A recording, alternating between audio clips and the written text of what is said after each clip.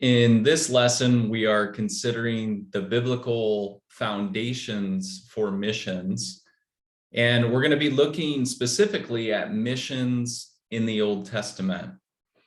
And so we will be considering how we see God's mission unfold through the Old Testament. And the first place we want to start is asking the question, when you think of missions in the Bible, what are some of the verses that come to mind?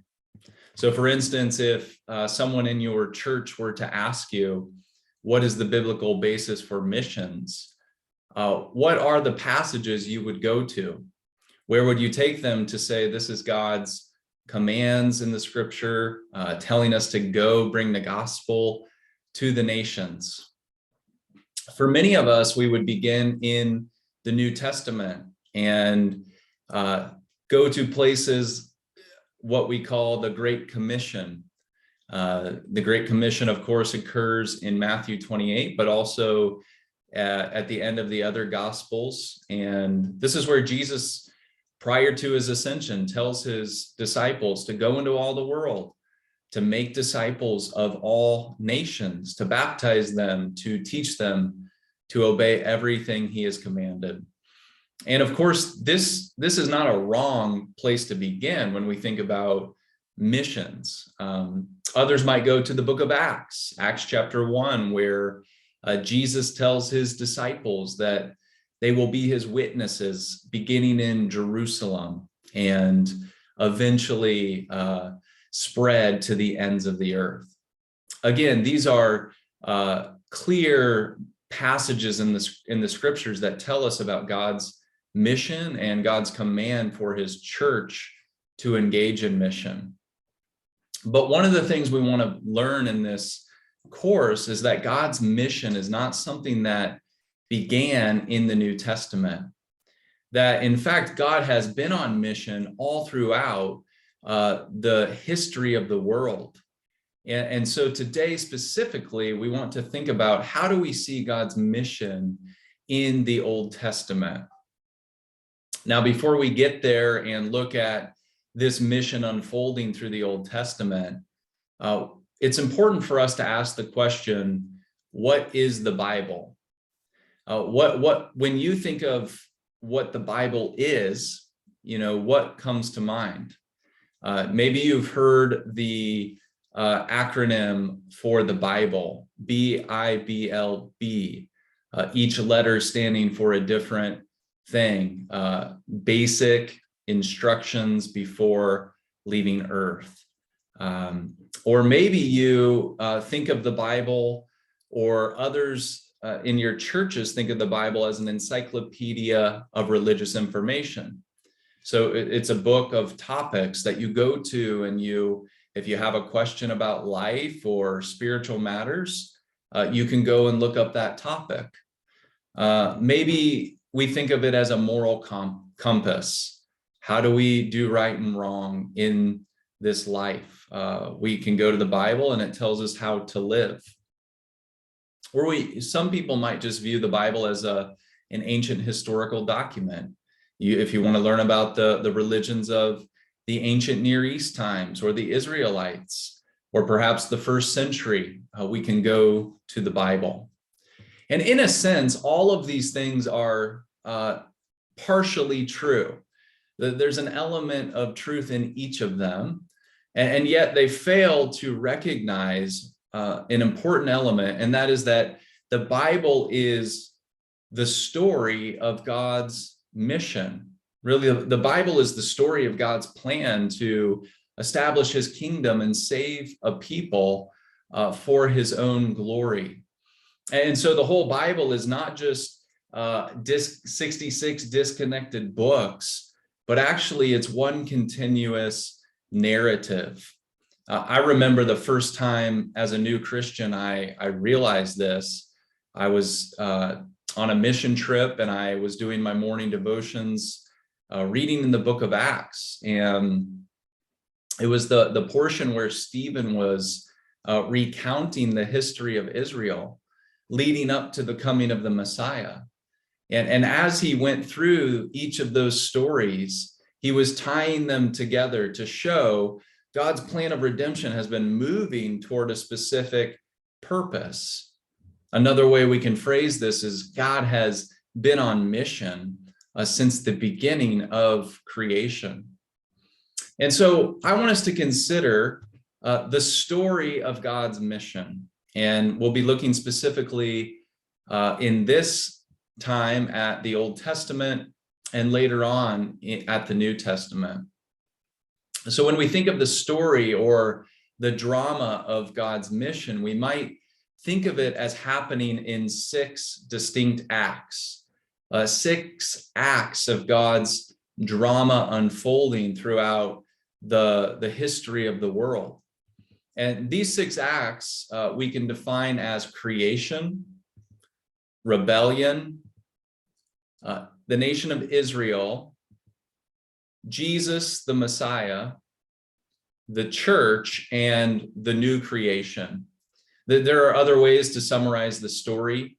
In your reading, you'll read about creation, fall, redemption, and new creation or consummation. And so that's a shorthand way of getting at this same idea of the big story. And so today we're going to look at these first 3 and consider how God has been on mission. When we think about Act 1 and creation, some key things are worth highlighting. First, we notice that God took a world that was in disorder and chaos, and he formed it, he shaped it, he designed it, and he brought out of this chaos and disorder beauty and goodness. And after every day of creation, of course, God declares that his creation is good. What we're going to see is God's plan from the very beginning was to establish his kingdom on earth through his people. God is the king of the universe as creator, and he desires to rule over all people on the earth. And so he placed the first man and woman there, and he, we're told, made us in the image of God. We see this in Genesis chapter 1, verse 27 and 28, that God created man in his own image. In the image of God, he created him male and female. And then notice verse 28. We're told that God blessed them, and he gives them a command. He tells them to be fruitful, multiply, and to fill the earth, and to subdue it and have dominion over all creation. So one of the key things we see about what it means to be made in God's image is that man is to be God's representative. Man is to rule over the earth under the kingship of the living God. And in doing so, they're to multiply and make other image bearers who will then fill the earth. And so from day one, we see God's plan is to fill the earth with his glory through his image-bearing people. Another aspect we see in Genesis is that God took the man and woman and he placed them in a garden. And we don't have time to go into all the details, but one of the things we see is that this garden is like a temple. It's the place where God's presence dwells with his people. And God commands Adam to work and to keep it. Now, this language, work and keep, it really indicates that Adam had this kingly role. Under the kingship of God, he was to rule over the earth. He was to have dominion over it. He was to cultivate it and rule and expand so that this garden would expand and people would multiply and God's glory and presence would fill the earth. But he also had a priestly role and priestly work to fulfill. In the Hebrew language, this idea of keeping or guarding is the same language used of the priests in the temple later on in Israel. And again, there are many indicators that would point to the fact that this first garden was the first temple. It's where man and woman dwelled with God, and they worshiped him, they knew him, and they were to mediate this blessing and God's glory as they multiplied and filled the earth. One final thing we can note is that the seventh day, God rested, he Sabbathed. And so we see that God's goal in creation was always to dwell with man on the earth in fellowship and relationship together. And part of the way this would happen is through Adam and Eve's obedience. As they worked in obedience to God's commands, this kingdom would be established. Now, of course, as we read our Bibles, we know that it's not long before this Act 2 comes into place. And Act 2 is what we might call the fall or rebellion. Both terms highlight different aspects of what took place. And what we see in Act 2 is that part of creation, this serpent, really Satan, we're told later in the form of a serpent, he comes and he questions the commands of God. And he gets Eve to doubt those, and Adam goes along with this. And so really we see Adam failing as a priest king. Adam fails to protect the garden temple from the rest of creation, and a reversal of God's intention takes place. Rather than having dominion over the earth, Adam submits to creation. And this results in great upheaval. You see, one of the things we know is that as goes humanity, so too goes creation, because of the role that God gave man to rule over the earth. And so in Adam's failure, humanity is exiled from God's dwelling place. This is the first of many exiles that will take place in the scriptures. And Adam and Eve are removed from that garden temple. They're no longer granted access, and they're sent into a world now that is radically different. Instead of the world only being filled with goodness and beauty, it's now filled with evil and sin. And so Genesis chapters 4 to 11, they tell the story of chaos and disorder, of jealousy and murder, of great human rebellion, so much so that God is grieved. He made mankind and he brings judgment. One of the amazing things we see, though, in scripture is that even in the midst of this fall, from day one, God makes a promise. And in Genesis 3:15, God gives the first gospel hope. This is the promise that he will send an offspring of Eve, of the woman, who will one day crush the head of the serpent. Now, part of the promise is that in that act of crushing the serpent, the seed of the woman will also be bruised and suffer. And so here we have the first gospel promise coming, that even though in the face of rebellion and sin, God's plan to redeem humanity is already enacted. As we continue down the story and we think about the chaos that comes into creation, a couple of points are worth highlighting. God saves Noah and his family, and if you read Genesis 6 to 9, we really see kind of a recreation scene taking place. In fact, in Genesis chapter 9, God makes a covenant with Noah, and he blesses him and he gives him similar commandments that he gave to Adam: to be fruitful, to multiply, to fill the earth. God's plan to establish his kingdom has not been rescinded. but now he's using Adam, or rather Noah, excuse me. But of course, we know Noah doesn't make it very far. And like Adam, he sins and rebels against God. Genesis 10 and 11 are important. Genesis 10 shows us the table of nations. And really, this is setting the stage for God picking one person and one nation out of all the nations of the earth to accomplish his purpose. See, there's this universal focus in Genesis 1 through 11. God wanted to fill the earth with his glory. He wanted to establish his kingdom and have his temple dwelling place on earth with his people. But human sin and rebellion continues to thwart that plan.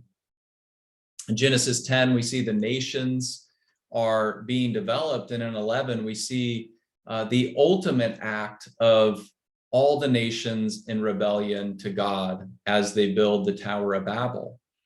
Again, a defiance saying, we don't want you to be our king, God. We want to rule over ourselves. And so God brings judgment and he scatters the nations. He confuses the tongues. But again, God's plan to bless the nations, God's plan to save a people and fill the earth with his glory has not changed. And so in Act 3, we see God move from this universal focus to a particular focus on the nation of Israel. God calls a man named Abraham, and he makes a covenant with him. He tells him to go from his country. He says, I will make you a great nation, and I'll bless you and make your name great so you'll be a blessing. I'll bless those who bless you. Him who dishonors you, I'll curse. And notice here this universal element. In you, all the families of the earth will be blessed. And so God's plan has not changed. He's calling Abraham out, and he's going to make this specific covenant with him and his people. But the goal, the end aim of that is to fill the earth with God's blessing. So we see this blessing for the nations, a promise of a kingdom, that Israel will be a great nation with God as their king, and a land. And really, as we go through the Old Testament, we see the promised land was meant to be like a new Eden. It was meant to be a new place where God's temple would be, and not only Israel could come and meet with God, but also the surrounding nations could see what God's kingdom was to look like. Well, it's not long before we read about Abraham and Isaac and Jacob and then the 12 tribes, that by the end of the book of Genesis, all of God's people are in captivity in Egypt. And of course, this is a significant point in the story of God's mission to redeem his people. In Exodus, the people are in slavery and bondage under an evil nation, a Gentile nation that is really the epitome of rebellion to God. And God brings judgment on that nation. And through that judgment, he brings deliverance. It's really through the blood of the Passover lamb in the 10th plague that God sets his people free from bondage and slavery. And he brings them out into the wilderness and makes another covenant at Mount Sinai. And he gives them this covenant, and he tells them, if you'll obey my voice and keep my commandment, you will be my treasured possession among all peoples, for all the earth is mine. You shall be to me a kingdom of priests and a holy nation. So God's plan for humanity to serve as priests and kings ruling over the earth is now focused into one nation. And it's no longer just one man, Adam, fulfilling these roles and the rest of humanity, but Now this role of priest and kings gets divided up, and you have actually kings and priests fulfilling different functions. But the whole point of this was for them to worship God and to mediate his blessing, his glory, and his presence in Israel. And as a result, they would be a display nation. As Israel lived in the land and obeyed the commands of God, they would show the surrounding nations what it looked like to live under God's rule and reign, to be in God's kingdom, and to experience the blessing of being able to access his presence and his temple. Well, we know that even though the Israelites make it to the promised land and they're meant to be a display people, the opposite occurs. Because of the sinfulness of their own hearts, great rebellion and idolatry takes place. In fact, the kings and the priests are the ones that are supposed to be leading the nation to glorify God and be a light to the surrounding Gentiles, are the very ones committing these acts of idolatry, even in the temple of God. And so their failure and their rebellion, and rather than being a distinct people, they actually begin to worship the gods of the surrounding nations. And one of the things that happens then as we come toward the end of the story of the Old Testament is we see God recognizing that this people is a rebellious and stiff-necked people, much like Noah, much like Adam, that if God is going to bless the nations and redeem a people and establish his kingdom on earth, it's not going to come through these people. It's not going to be established by sinful Israel. And so God makes a promise with David. He makes a covenant that he will have an offspring. Right? And of course, this ties back to the Abrahamic covenant, and this ties back to the promise made in Genesis 3:15 that an offspring would come to bring about God's redemption. And God says that this offspring will come from David's body, that's his lineage, and establish his kingdom. And he'll build a house for my name. That is a dynasty, a kingdom. And I will establish the throne of his kingdom forever. So now this promise of a greater David, this seed that will come from him, is given. And Israel begins to anticipate the coming of a Davidic king who will bring about God's rule and reign once and for all. Now, of course, we have to consider the testimony of the prophets as well, because many of the books in the Old Testament are devoted to the message of the prophets. The prophets were coming and declaring, because of Israel's disobedience and sin, God is going to bring judgment on them. And in fact, just like Adam and Eve were exiled from the Garden of Eden, the dwelling place of God, so too would the Israelites be exiled and taken into captivity. The temple would be demolished, and access to God is limited because of human sin. But the prophets also talk about another element, and that is the ingathering of the Gentiles.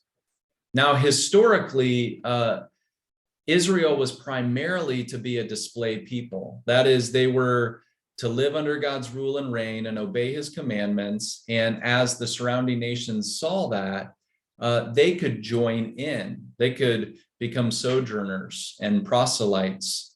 And so that happened from time to time. It was rare that God's people were commanded to go to the nations, like we see in the book of Jonah, although it did happen. But that was the rare occasion. The normal process was a display people and people coming. This in missions is often talked about a centripetal movement, that is moving inward toward versus outward. Outward is centrifugal, that is going out. And so this is the normal pattern of blessing the nations in the Old Testament. But because of Israel's failure, God made a eschatological promise, that is, looking ahead to the latter days, a time when his Messiah, this greater David, would come. And during that time, a great ingathering of the Gentiles, of the nations, would occur. So we've already considered the Davidic kingdom, that this kingdom would be a kingdom that would bless not only the Israelites, but the surrounding world. Now we see this as David, through Solomon, establishes the temple, and we're told that this temple is to be a house of prayer for all the nations. We also see this in the promise of the servant. The servant in Isaiah. Initially, the servant is viewed as the nation of Israel. And Isaiah talks a lot about Israel's responsibility to be a witness to the surrounding nations. But ultimately, they failed. And so God promised to raise up another servant. And this servant becomes distinct from the nation of Israel. This servant becomes clearly a specific individual. And God makes a promise that this servant will be a light for the nations, so that his salvation, that is God's salvation, will reach to the ends of the earth.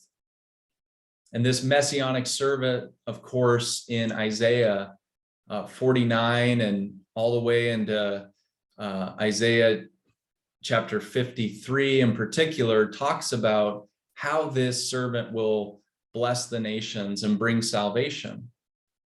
It will be through his sacrificial death. It will be through his suffering.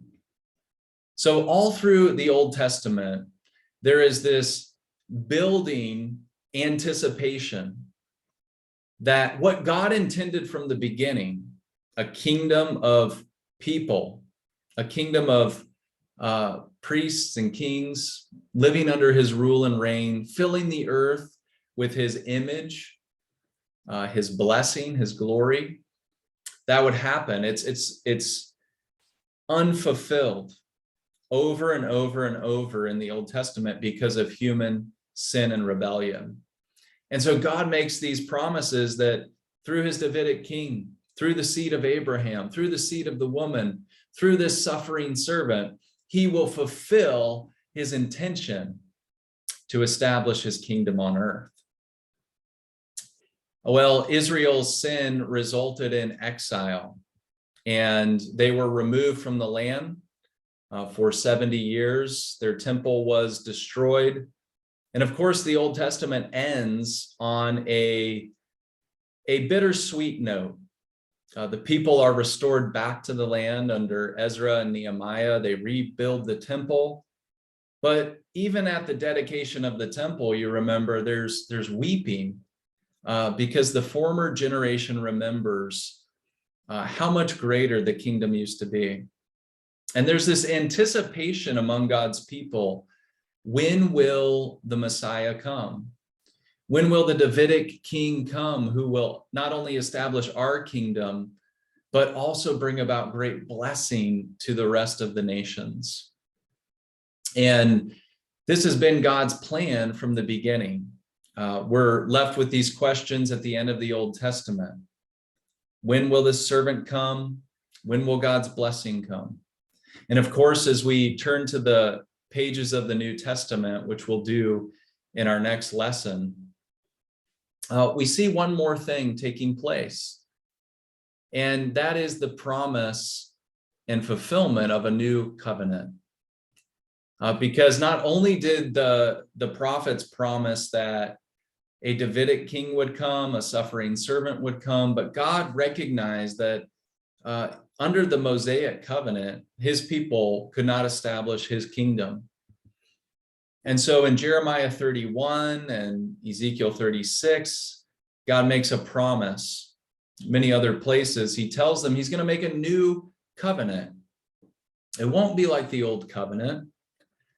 He's going to, we'll start in verse 33, this covenant that I make with the house of Israel After those days, declares the Lord, I'll put my law within them, and I'll write it on their hearts. And I will be their God, and they'll be my people. No longer shall each one teach his neighbor and each his brother, saying, know the Lord, for they shall all know me, from the least of them to the greatest, declares the Lord. For I will forgive their iniquity and remember their sins no more. So all through the Old Testament, we see this series of covenants, and God's desire to establish his kingdom is going to come through these covenants. Israel under the old covenant fails to fulfill this desire God has. And so God himself is going to do this through the new covenant. And there's going to be many elements different about this new covenant. No longer will the law be external, where people have to try to obey it, but it will be internal, written on our hearts. This new covenant will be marked by forgiveness of sins. And so that really brings us to the close of the Old Testament, the first three acts.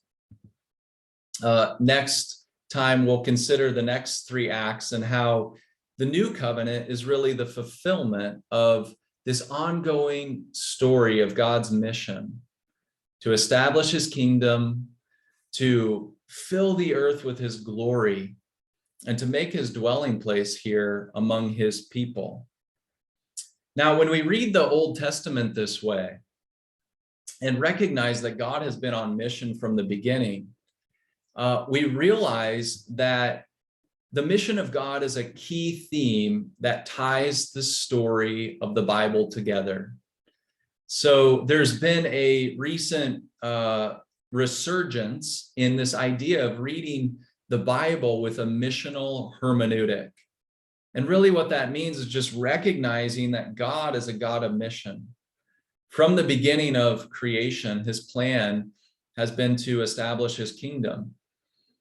And that ultimately is going to be fulfilled in the new creation, where we see that people from every tribe, tongue, and nation are gathered together to worship God as a kingdom of priests and as a holy nation.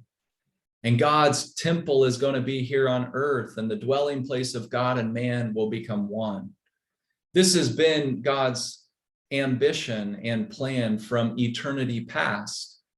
And so the Bible tells the story of this mission, but in another sense, we have the Bible because of the mission of God.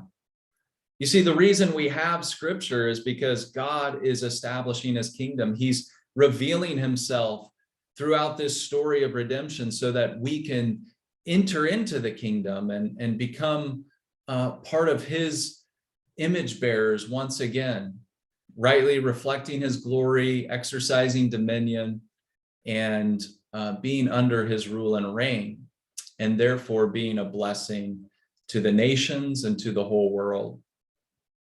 So when we think about mission, it's not just something that we see started in the New Testament church, but God is rather a God of mission. We'll consider in another lesson how God's mission even began in eternity past in the Trinity. And it's not just with the creation of the world, but God's mission really begins before the world was created. So we'll be gathering in our time together to discuss God's mission in the Old Testament. And the question I want you to consider after listening to this lecture and completing your reading for the week is, how has your view of God's mission and its relationship to the Old Testament changed? Think about this. Think of how you've historically thought of missions or mission, and how, as you read about God's mission throughout the Old Testament, how has that impacted how you read the Bible?